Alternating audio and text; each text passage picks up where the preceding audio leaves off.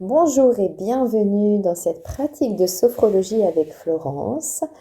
Aujourd'hui, je vous propose d'aborder le thème de l'accueil des difficultés dans notre quotidien. On en vit tous et voilà, elles sont là, ces difficultés, pour nous permettre d'avancer, de comprendre des choses, même si parfois on s'en passerait.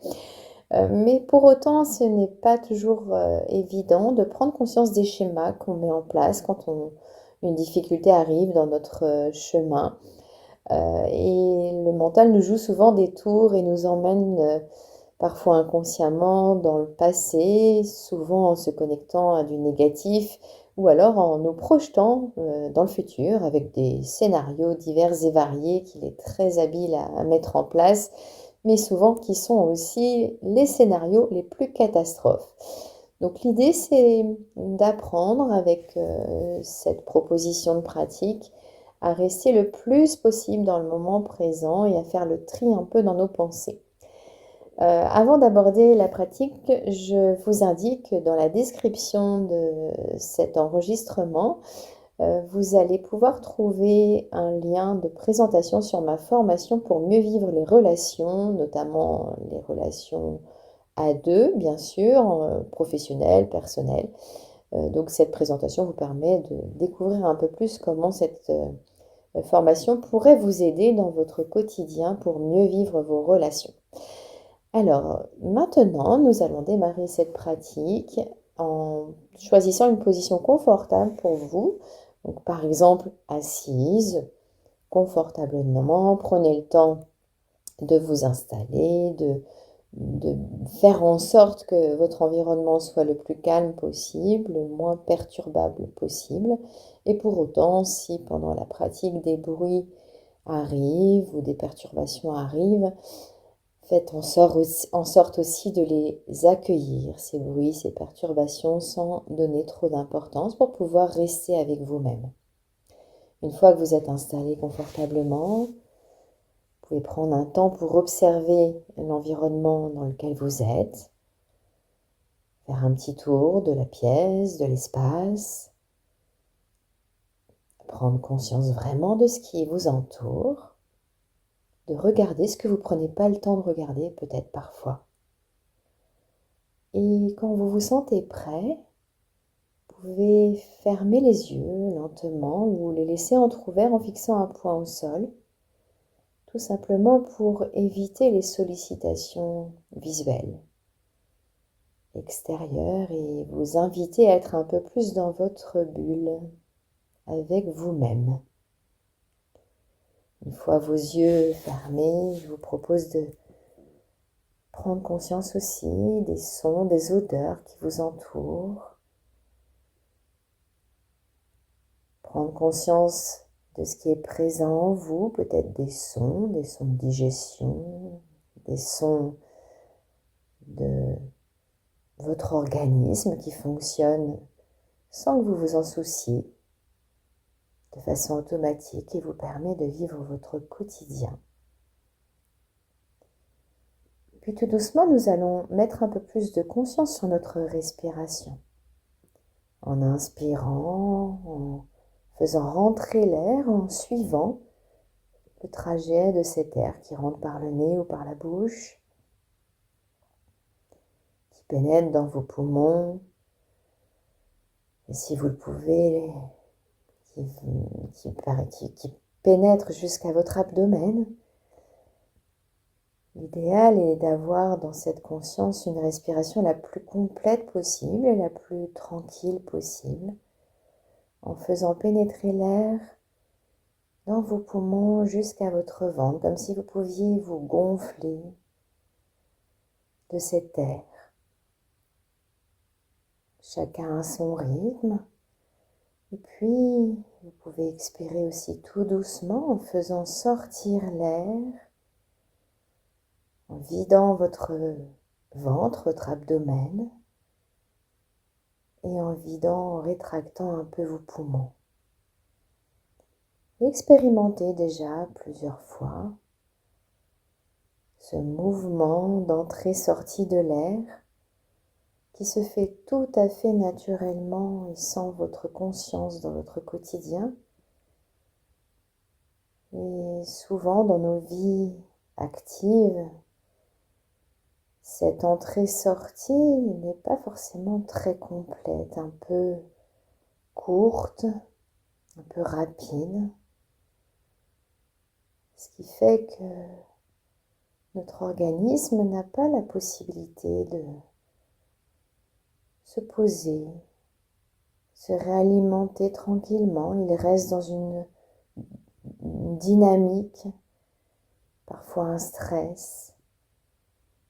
Et le fait de ne pas pouvoir ou de ne pas prendre le temps, ou de ne pas avoir conscience que se poser quelques secondes en respirant plus amplement ne permet pas à votre organisme de se régénérer régulièrement dans la journée. Il est donc important que ce soit dans votre voiture, les transports, d'apprendre à prendre ces quelques secondes de respiration plus ample, plus complète,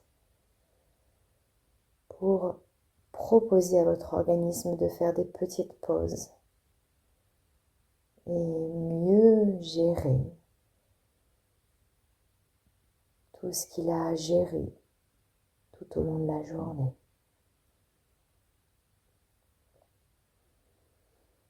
Continuez à respirer en conscience, tranquillement, profondément. Si c'est possible pour vous, vous pouvez continuer à le faire pendant toute la pratique. Si par moment vous vous rendez compte que finalement vous n'êtes plus focus sur votre respiration, c'est peut-être que votre mental vous a emmené ailleurs. À partir du moment où vous prenez cette conscience, vous pouvez vous refocaliser sur votre respiration pour rester dans le moment présent, rester avec vous-même et permettre à votre organisme de se régénérer. Ça permet bien sûr aussi de calmer son mental, même s'il est impossible d'arrêter le flux de pensée, mais le fait de se focaliser sur sa respiration, faire en sorte qu'elle soit la plus complète possible, la plus tranquille possible, permet d'apaiser aussi le mental. Maintenant, je vous propose de faire 3 respirations, 3 cycles complets, donc d'inspiration et d'expiration. En inspirant par le nez, tout doucement, le mucus du nez, tous les poils du nez permettent de filtrer l'air qui rentre, donc il est toujours intéressant d'inspirer par le nez. Et sur ce moment, je vous propose d'expirer par la bouche en soufflant assez fort, si vous le pouvez, par rapport à l'endroit dans lequel vous êtes. Mais en tout cas, expirez doucement avec cette volonté de faire sortir de votre corps tout ce que vous ne souhaitez plus. C'est à la fois symbolique, mais aussi, vous pouvez imaginer que votre air qui sort est chargé des particules, des énergies que vous ne souhaitez plus dans ce moment. Inspirez profondément, amplement, complètement. Gonflez tout votre ventre, vos poumons. Et expirez en déchargeant votre corps. Faites-le plusieurs fois, chacun à votre rythme. Et quand vous avez fait vos 3 ou 4 cycles respiratoires libérateurs, je vous propose d'observer comment vous vous sentez. Est-ce que vous vous sentez un peu plus disponible, peut-être, pour vivre cette pratique, un peu plus libéré, un peu plus relâché? Observez, connectez-vous à votre corps, écoutez ce qui vous indique, les messages qu'il vous envoie.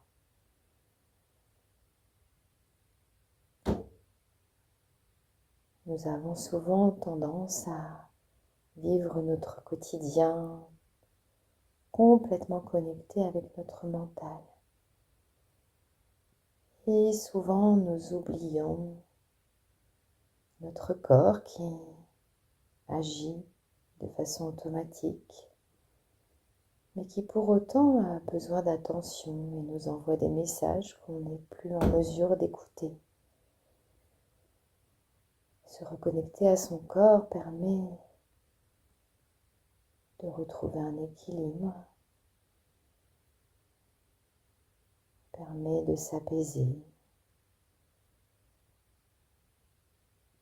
d'être plus connecté à soi pour être moins embarqué par les sollicitations extérieures.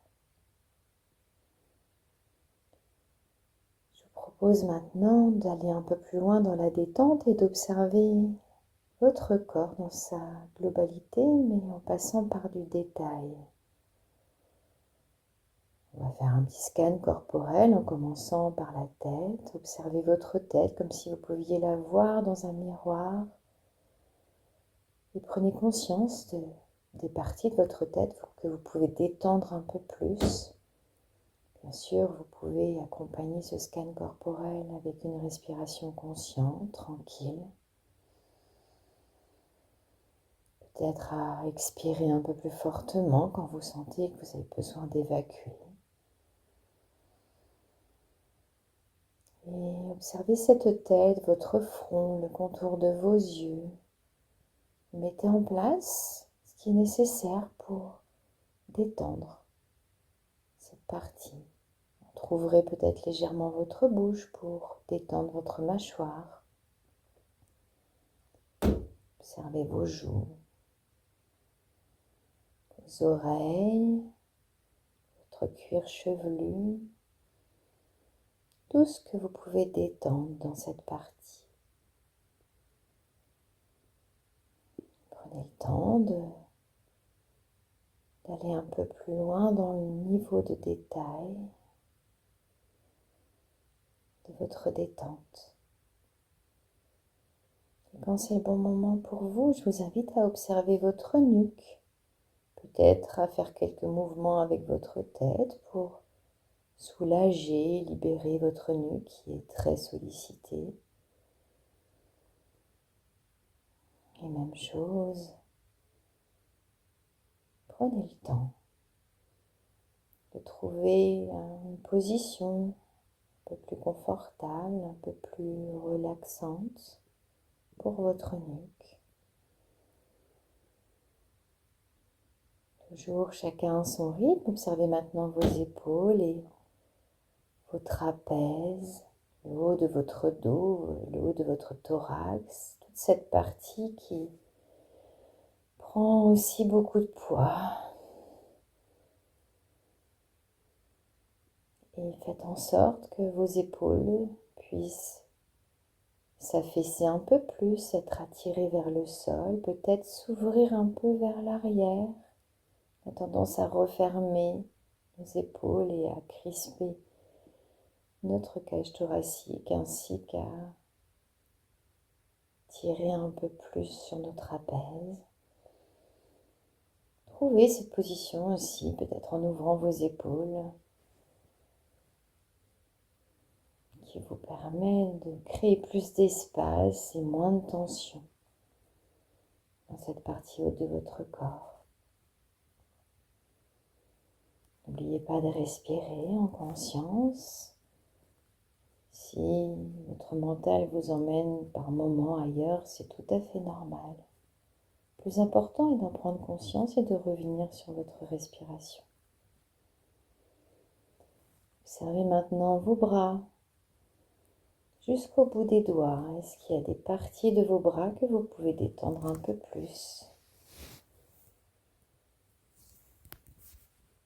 Prenez le temps d'apporter sur ces bras un maximum de relâchement.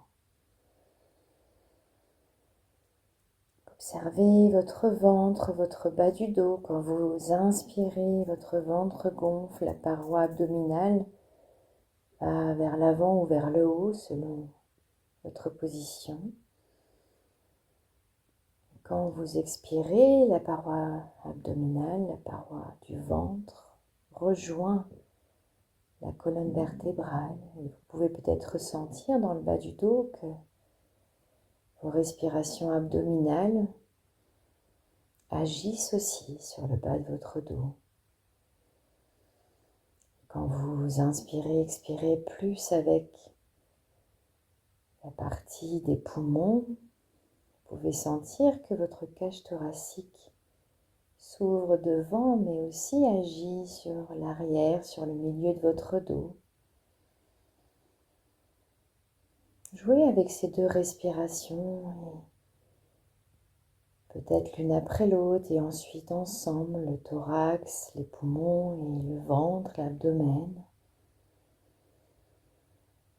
Vous pouvez mettre une main peut-être sur vos poumons et sur votre abdomen pour mieux sentir ce qui se passe, et au fur et à mesure de votre apprentissage, maîtriser un peu plus ces respirations complètes. Prenez ce temps. Le ventre est une source aussi d'accumulation de tension. On parle souvent d'un deuxième cerveau, voire d'un premier cerveau. Effectivement, comme tout fonctionne de façon automatique, on a tendance à ne pas respirer de façon complète et à laisser ces tensions s'installer. Le fait de respirer profondément dans son ventre permet de détendre un peu plus le ventre, mais aussi à masser. Permet de masser tous les organes qui sont sous ce ventre et bien utile dans notre quotidien. Prenez ce temps pour vous reconnecter à vous, pour repérer un peu plus comment votre organisme fonctionne, pour l'accompagner du mieux possible, en prendre soin. Observez maintenant le bas de votre corps, des fessiers jusqu'aux doigts de pied. Et toujours accompagné de votre respiration, prenez conscience des parties que vous pouvez détendre un peu plus. Les muscles des fessiers, des cuisses, des mollets. Détendre un peu vos pieds, dans vos chaussettes, dans vos chaussures. Et prenez le temps aussi de détailler cette partie basse et de l'accompagner dans un relâchement un peu plus complet. Et toujours, chacun à son rythme. Prenez maintenant un temps d'accueil de votre corps complet, un peu plus relâché, un peu plus détendu, un peu plus accueilli avec conscience.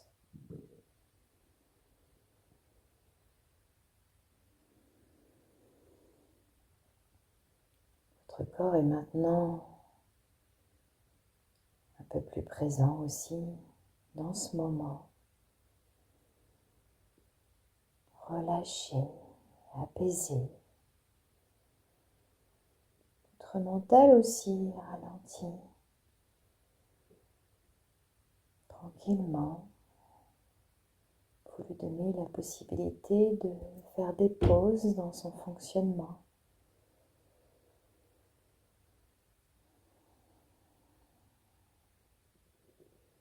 Et je vous propose maintenant d'accueillir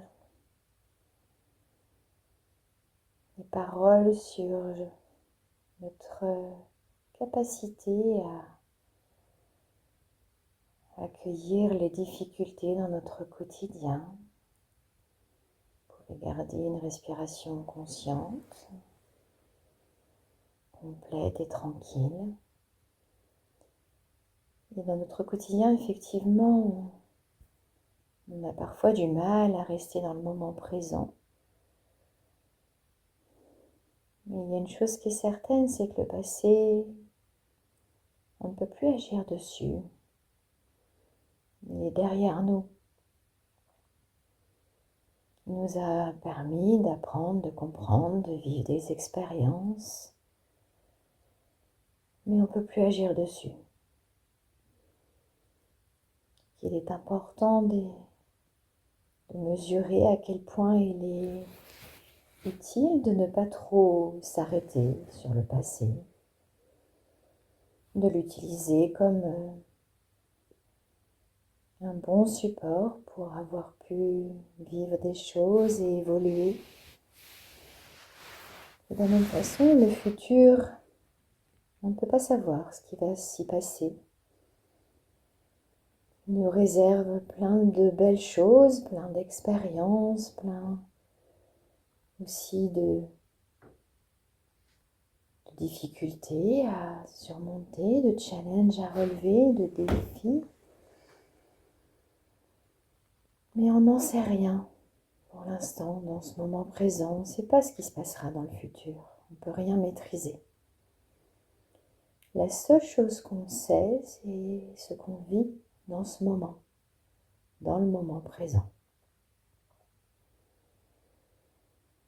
D'où l'importance d'utiliser cette respiration qui est un outil que nous avons sur nous en permanence pour essayer de revenir le plus possible dans ce moment présent. D'y rester posé le plus possible. Quand tout va bien, mais aussi quand une difficulté arrive. Une difficulté qui arrive peut nous bousculer, créer des effets dans notre corps. Je vous invite à apprendre à repérer ces effets pour pouvoir, dès qu'une difficulté arrive, se reconnecter à son corps comme un déclic qui nous permet de prendre conscience des schémas, du schéma qui se met en place lorsque cette difficulté arrive, schéma qui a été ancré dans notre histoire, par les expériences que nous avons vécues, par l'éducation que nous avons reçue. Et l'idée, c'est de tout de suite repérer ce qui se passe quand une difficulté arrive et d'éviter au mental de nous emmener dans le passé ou dans le futur, dans des situations peut-être inconfortables, dans des souvenirs inconfortables, dans des projections négatives. Et de l'inviter, ce mental, à rester dans le présent, à accueillir les faits liés à cette difficulté, à les accueillir tels qu'ils sont, à faire le tri dans ce qu'on peut mettre en place en lien avec ces difficultés, ce qui est en notre possibilité, quelles sont les choses sur lesquelles nous pouvons agir et quelles sont les choses liées à ces difficultés sur lesquelles nous pouvons absolument rien faire, qui ne sont pas dépendantes de nous. Faire ce tri qui est tellement utile pour se focaliser sur ce qu'on peut faire et ne pas donner trop d'importance à ce qui ne dépend pas de nous. C'est un vrai apprentissage, un vrai entraînement.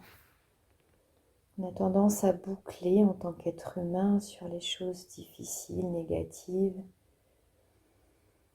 et surtout aussi sur des choses sur lesquelles on ne peut rien faire.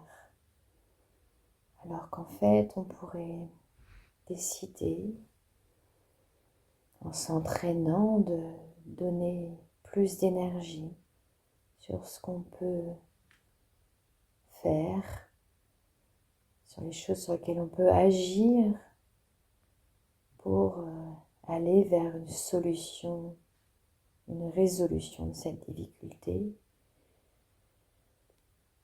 dans ce moment présent avec des étapes, des évolutions qui nous inviteront peut-être à refaire un tri sur ce qu'on peut mettre en place soi-même, sur ce qu'on ne maîtrise pas, pour aller progressivement vers un chemin de résolution de cette difficulté.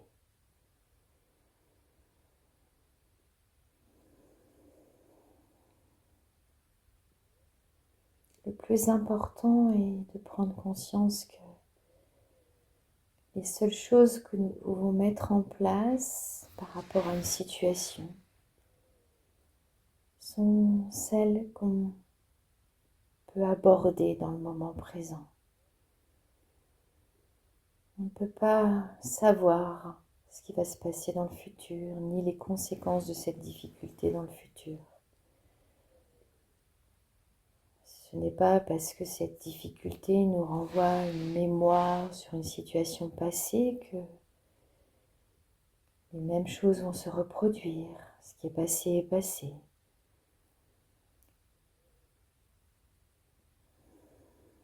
Décidons de mettre en place, de faire notre possible pour vraiment rester dans ce moment présent le plus possible.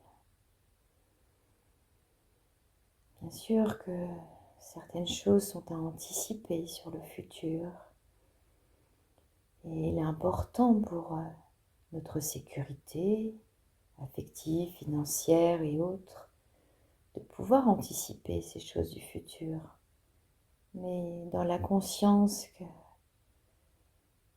ne devrait pas se laisser embarquer par notre mental et ces scénarios souvent catastrophes dans le futur, parce que l'être humain a cette tendance à ne pas se focaliser sur du positif, mais plutôt s'attarder sur du négatif. L'idée est d'essayer de dompter ce mental, cet ego, pour nous permettre de rester dans le moment présent et de se projeter sur le futur de façon positive